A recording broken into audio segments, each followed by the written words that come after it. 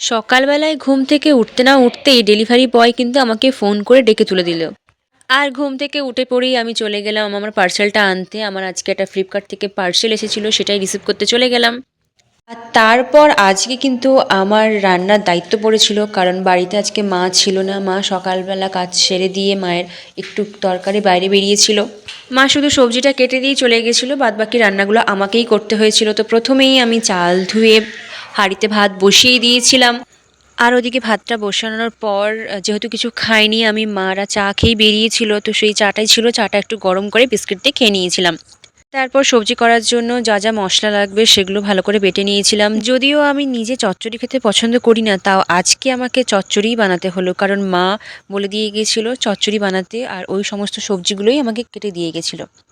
আর তারপর মশলা বাটা হয়ে যেতে আমি একে একে কড়াতে তেল মশলা সব কিছু দিয়ে সবজিগুলোকে ভালোভাবে সেদ্ধ করে রান্না করে নিয়েছিলাম।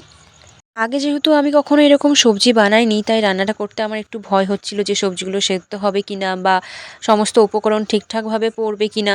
তো মোটামুটি ভয়ে ভয়ে একটু রান্নাটা করেছিলাম। আর আমি যখনই কিছু রান্না করতে যাব মা বলবে তুই সরে যা, হবে না, রান্না সেদ্ধ হবে না, নুন হবে না, ঝাল হবে না। তো এই জন্য আমার আর কখনো করতে ইচ্ছে করে না। তো মা যখন বাড়িতে না থাকে তখন আমি একটু আধটু রান্না করি, আর করতে ভালোও লাগে। আর সত্যি কথা বলতে ৫ রকম সবজি খেতে ভালোবাসলেও আমার কেন জানি না এই চচ্চড়িটা খেতে একটুও ভালো লাগে না। আমার মতো কে আছে যে এরকম চচ্চড়ি খেতে ভালোবাসো না? কিন্তু তাও এখন মা বকে বলে আমাকে একটু আধটু খেতে হয়। এদিকে তো আমি সবজিটা নেড়ে চাপা দিয়ে দিয়েছি সেদ্ধ হওয়ার জন্য, আর ওইদিকে আমার ভাতও হয়ে গেছে। তো আমি ভাতের ফ্যানটাও গড়িয়ে নিয়েছিলাম।